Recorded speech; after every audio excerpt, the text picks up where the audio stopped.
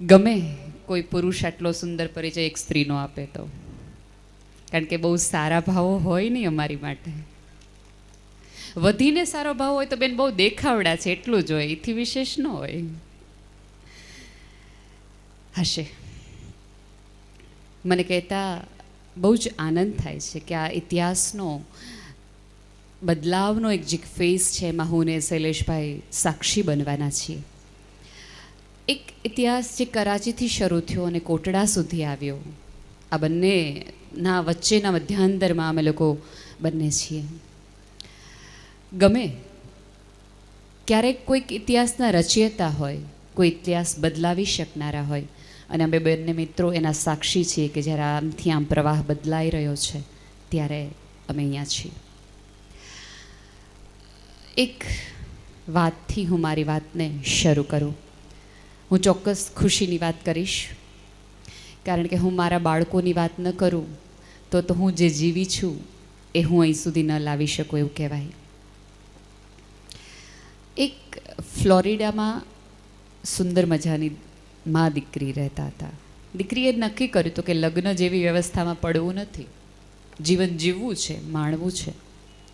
જોકે મારી કોઈ એવી ગેરસમજણ છે જ નહીં કે તમે લગ્ન કરી લ્યો એટલે તમે ન જીવી શકો, ન ખુશ થઈ શકો કે ન કંઈ કશું પામી શકો, એવું જરાય નથી, જરાય નહીં. મારે સુખી થવું કે દુઃખી થવું એ 100% મારા હાથની વાત છે, 100%. મને આ જગતની કોઈ વ્યક્તિ દુઃખી ન કરી શકે, મને કોઈ વ્યક્તિ મને સુખી ન કરી શકે. એ માત્ર ને માત્ર અધિકાર અને આધાર મારા ઉપર અને મારી સમજ ઉપર છે. હું જે દુઃખી થાઉં છું એ મારી ગેરસમજણ છે, એ મારી ગેરસમજણ છે.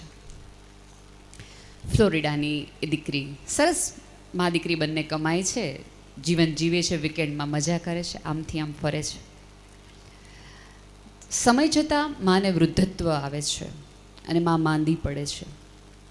દીકરી પોતાની જોબ ચાલુ રાખે છે અને એક ક્ષણ માટે એને એવું થાય કે મારે જોબ મૂકી દેવી છે, કારણ કે મારે મારી માતાની સેવા કરવી છે, એની સાથે મારા જીવનના છેલ્લા શ્વાસ મારે પસાર કરવા છે. એટલા માટે સરસ રીતે એ પોતાનું રાજીનામું આપે છે, ઘરે આવે છે અને માની સેવા શરૂ કરે છે. મહિના, 2 મહિના, વર્ષ, 1.5 વર્ષ. 1.5 વર્ષમાં માતાની કથા પૂર્ણ થાય છે. 1.5 વર્ષમાં દીકરીને ધીમે ધીમે હવે એકલતાનો આભાસ થાય છે કે જે કારણ માટે એકલું રહેવાનું નક્કી કર્યું હતું એ કારણ તો હવે રહ્યું નથી. શું કરવું? એ દેશ છોડીને બહાર અજાણ્યા ગામમાં પ્રવેશ કરે છે. ત્યાં એ ફરીવાર નવેસરથી જીવન જીવવાની શરૂઆત કરે છે. પણ એ જોવે છે કે અહીંયા કોઈ ઓળખતું નથી, અહીંયા કોઈ સમજતું નથી અને અહીંયા કોઈ મારું પોતાનું નથી. ધીમે ધીમે ધીમે ધીમે એક સામાજિક મૂંઝવણ એની અંદર શરૂ થતી જાય છે. હમણાં જ હું દીપકભાઈને વાત કરતી હતી કે જીવન જીવવાની મજા તો છે ને પોતાનાની આજુબાજુ આવે, અજાણ્યા વચ્ચે તમને આનંદ જ ન આવે. તમે હસો ને કોઈ પ્રત્યાઘાત સામે મળતો જ ન હોય, કોઈ ઉત્સાહ જ ન મળતો હોય. મેં સરસ સાડી પહેરવાની મને મજા તો જ આવે કે 4 બહેનો મને ઓળખતી હોય ને એ મને એમ કે કોલીની કંઈ સાડી હતી, તો મને સુંદર સાડી પહેરવાની મજા આવે. મને નોબેલ પ્રાઇઝ પણ મળે અને પણ એક પણ વ્યક્તિ જો ભાવનગરનું ન હોય તો મને એનું કોઈ મહત્વ જ ન લાગે, કારણ કે કોલર તો આપણા ગામમાં ઊંચા થાય, અજાણ્યાને અમે હું તાળીઓ સાંભળવાની. મજા પોતાના લોકો વચ્ચે છે, માનો કે ન માનો. તમે અત્યારે કેટલા બધા લોકો કેટલા બધા ગામમાંથી આવ્યા છો, વિશ્વમાંથી આવ્યા છો. અનુરાધાબેન કહેતા હતા કે 10,000 લોકો આવ્યા છે. હાલાંકि 1100ની વસ્તી છે તોય 10,000 લોકો આવ્યા છે. કારણ કે તમને ઝંખના હતી પોતાના પણાની, એ આવકારની, એટલે તમે અહીંયા આવ્યા.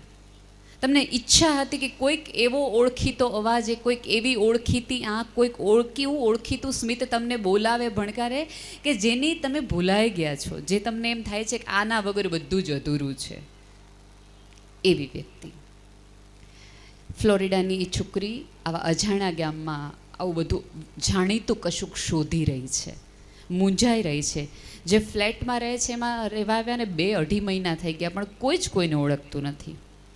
ધીમે ધીમે ધીમે ધીમે એનું રૂટીન શરૂ થાય છે. અને એક વખત રવિવારે સવારે ચર્ચની પ્રાર્થનાઓ એ ભેગા થાય છે ત્યારે છોકરી એવું કહે છે કે મારા 100 રૂપિયા ખોવાઈ ગયા છે. અને પોતે વિહવળતા દાખવે છે કે મારા 100 રૂપિયા ખોવાઈ ગયા છે ને મને બહુ તકલીફ પડે છે, કારણ કે અત્યારે હું પૈસા વગરની છું. એટલે દરેક ત્યાં આવનારી સ્ત્રીઓ, દીકરીઓ, માતાઓ એની સામે જોવે છે અને કશું કહેતી નથી, એ જતી રહે છે. ઓલી છોકરીને થોડી પીડા થાય છે કે કોઈને અસર જ ન થઈ કે મારી 100 રૂપિયાની નોટ ખોવાઈ ગઈ. એ બહુ મૂંઝાતી પાછી આવે છે.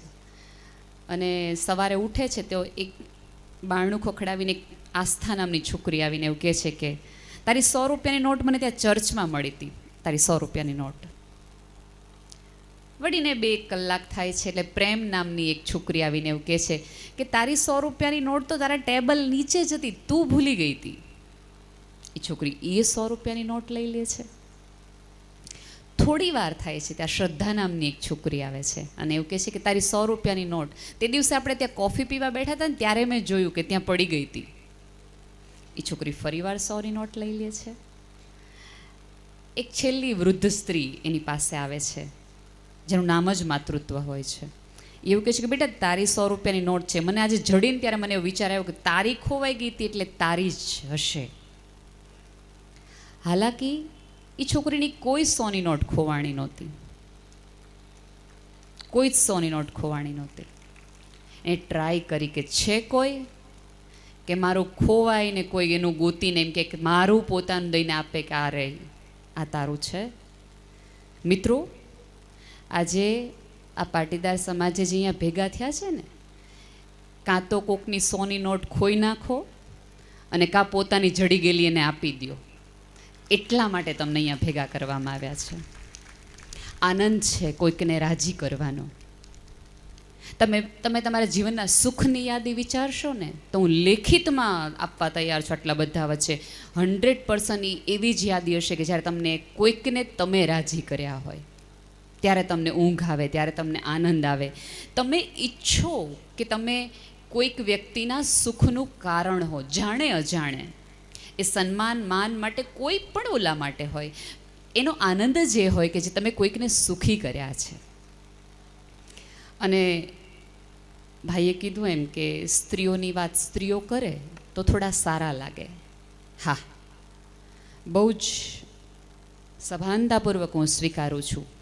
કારણ કે કોઈને ખરાબ કહેવાના હોય ને તો એ જ્ઞાતિની વ્યક્તિ જ જોઈને ખરાબ કહે ને તો માફ છે. કોઈ પુરુષ કોઈ સ્ત્રી માટે કંઈક ઓછું બોલે, સારું બોલે તો બંને પક્ષે એ ગુનેગાર ગણાય.